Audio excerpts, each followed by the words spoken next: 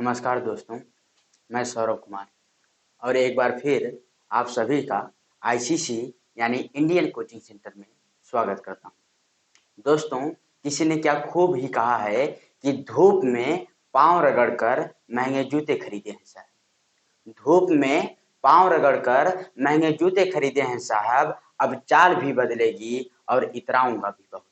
अर्थात मेहनत करके पाई गई जीत पर कभी-कभी हमें घमंड भी करना जरूरी होता है।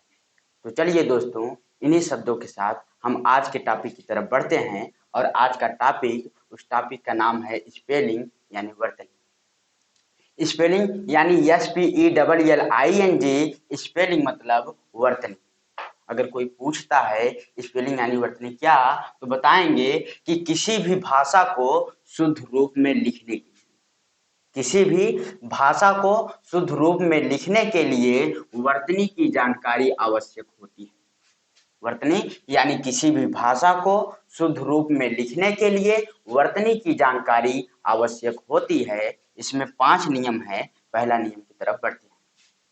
कहता है कि यदि किसी शब्द के अंत में व्यंजन है, यानी कोई शब्द है और उसके अंत में व्यंजन है, कहता है कि यदि किसी शब्द के अंत में व्यंजन है और उसके पहले कोई स्वर आया हो, कोई शब्द है उसके अंत में व्यंजन है और व्यंजन के ठीक पहले अगर कोई स्वर आया हो तो ING, EN या ER जोड़ते समय, ING, EN या ER जोड़ते समय व्यंजन को डबल कर दिया जाता है। यदि किसी शब्द के अंत में व्यंजन हो और उसके ठीक पहले कोई स्वर हो तो ING, EN या ER जोड़ते समय व्यंजन को डबल कर दिया जाता है। एग्जाम्पल्स जैसे RUN। देखिए दोस्तों, इस शब्द के अंत में व्यंजन यन आया है और उसके ठीक पहले स्वर यू आया है, तो जब इसमें हम ING जोड़ेंगे तो व्यंजन यन को डबल कर दिया गया है, यानी RUN प्लस ING बराबर RUNNING। दूसरा POT प्लस ER। इस शब्द के अंत में भी व्यंजन आया है और उसके पहले कोई स्वर आया है, तो ER जोड़ते समय व्यंजन T को डबल कर दिया गया है, यानी POT प्लस ER बराबर पॉटर, POTTER। और तीसरा है ROT प्लस EN बराबर ROTTEN।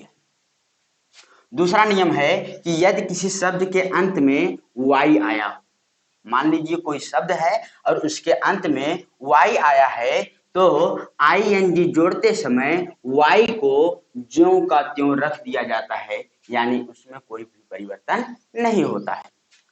एक बार फिर कि यदि किसी शब्द के अंत में Y आया हो तो ING जोड़ते समय Y को ज्यों का त्यों रख दिया जाता है। एग्जाम्पल्स के रूप में TRY प्लस ING बराबर TRY, कोई भी परिवर्तन नहीं होगा, यानी TRY ING यानी ट्राइंग हो गया। CRY प्लस ING बराबर CRY ING और प्लेइंग यानी PLAY प्लस ING बराबर PLAY ING। तीसरा नियम हमारा बताता है कि यदि किसी शब्द में FULL यानी फुल जोड़ा जाए, यदि किसी भी शब्द में FULL यानी फुल जोड़ा जाए तो FULL का केवल एक ही यल रह जाता है, यानी एक यल हटा दिया जाता है। जैसे HELP प्लस FULL हेल्पफुल, लेकिन जब FULL जोड़ेंगे तो उसका मीनिंग एक यल हटकर हो जाएगा HELP FUL। दूसरा DOUBT डाउट और FULL डाउटफुल, इसका हो जाएगा DOUBT FUL। दोस्तों, तीसरा नियम हमारा बताता है कि यदि किसी शब्द के अंत में, यदि किसी भी शब्द के अंत में IE आया हो, यदि किसी शब्द के अंत में IE आया हो तो ING जोड़ते समय IE को हटा दिया जाता है और वहां पर Y लगा दिया जाता है। एक बार फिर कि यदि किसी शब्द के अंत में IE आया हो तो ING जोड़ते समय IE को हटा दिया जाता है और उसके स्थान पर Y लगा दिया जाता है, यानी जोड़ दिया जाता है।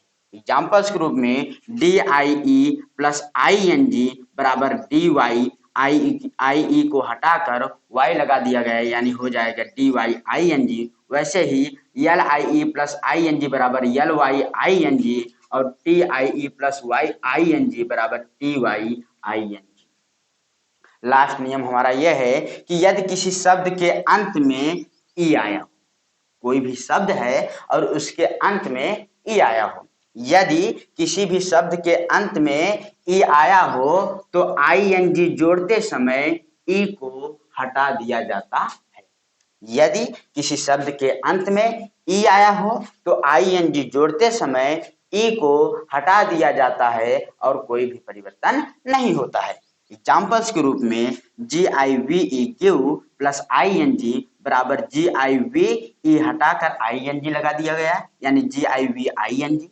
दूसरा W R I T E plus I N G बराबर W R I T E हटाकर आई एन जी, यानी W R I T I N G. और लास्ट है टी ए के ई प्लस आई एन जी बराबर T A के आई N जी।